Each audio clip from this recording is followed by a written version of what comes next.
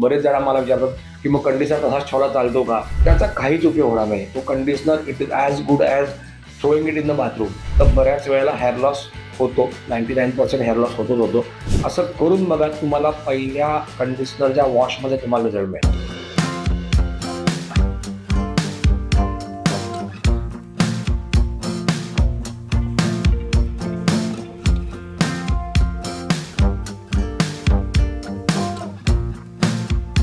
Hello guys, welcome back to my channel. मी Amit Vaidya, director of fashion salon spa and makeup studio आणि director of fashion international college. तुमचं पुन्हा एकदा माझ्या YouTube चॅनलमध्ये स्वागत करतो.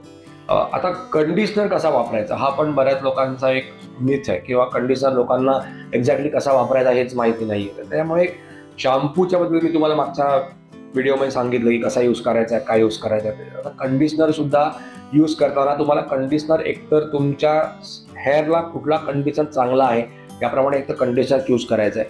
ते चूज झाल्यानंतर जेव्हा तुम्ही कंडिशनर अप्लाय करणार आहात तर तेव्हा कंडिशनर हा नेहमी शॅम्पू नंतरच वापरायचा. की हेअर क्लेन्स झाले, हेअरचं क्लेन्झिंग झालं की then after that you have to use a conditioner. बरं, कंडिशनर हा फक्त केसांसाठी असतो. कंडिशनर हा स्काल्पला अजिबात लावायचा नाही आहे, आणि जर स्काल्पला लागला तर बऱ्याच वेळेला हेअर लॉस होतो. 99% हेअर लॉस होतो.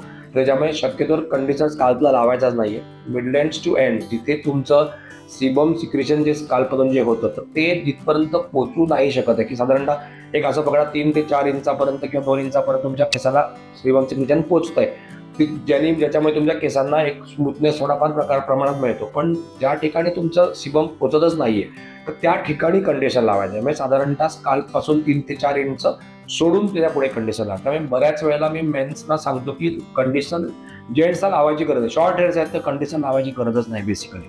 That is main thing. You can go for mask. तुम्हाला जर स्मूथनेस हवा आहे तुम्ही मास्क लावू शकता, पण कंडिशनर डेफिनेटली लावायचा नाही, कारण कंडिशनर जर रूटचा लागला तर तुम्हाला हेअर लॉस होणार आहे. सेकंड थिंग इज दॅट की कंडिशनर जेव्हा तुम्ही अप्लाय करताय शॅम्पू नंतर तर तेव्हा थोडेसे केस पहिले डॅप करायचे. अगदी टॉवेल ड्राय नाही म्हणता येणार, की जे एक्स्ट्रा पाणी आहे केसांमधलं आफ्टर शॅम्पू तर ते तुम्हाला पहिले रिमूव्ह करायचं आहे.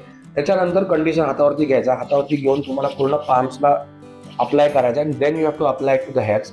केसांना लावल्यानंतर प्रॉपरली कोंब घेऊन केसांना कोम्बिंग करायचं. ते पूर्णपणे केसांच्या एंड्सपर्यंत पसरेल तो. आणि after that you have to keep it for at least 10 to 15 minutes. Minimum 15 मिनिटं तरी केसांवरती ठेवा कंडिशनर. की कंडिशनर तुम्ही केसांवर ठेवलात की त्याला काम करायला वेळ मिळणार आहे, की त्याला ट्रीट करायला केसांना वेळ मिळणार आहे, and then you are going to get a result. बरेच जण काय करतात, घेतात शॅम्पू अप्लाय करतात, 2-3 मिनिटात वॉश करतात, परत कंडिशनर लावतात, 2-3 मिनिट ठेवतात, वॉश करतात. त्याचा काहीच उपयोग होणार नाही. तो conditioner it is as good as throwing it in the bathroom. तर त्याच्यामुळे तुम्हाला जो कंडिशनर तुम्ही लावणार आहात तो एकदम मिडलँड्स टू एंडच लावायचा आहे, रूटचा लावायचा नाही आहे. आणि लावून झाल्यानंतर हलकंसं कोम्बिंग करून त्याला घ्यायचं आहे, आणि कोम्बिंग करून झाल्यानंतर 10 ते 15 मिनिटं तुम्हाला ठेवायचं आहे, की मग तुम्हाला रिझल्ट मिळणार आहे. असं करून बघा, तुम्हाला पहिल्या कंडिशनरच्या वॉशमध्ये तुम्हाला रिझल्ट मिळेल. आणि कंडिशनर हा 100% वॉश करायचा आहेच. बरेच जण मला विचारतात की मग कंडिशनर तसाच ठेवला चालतो का?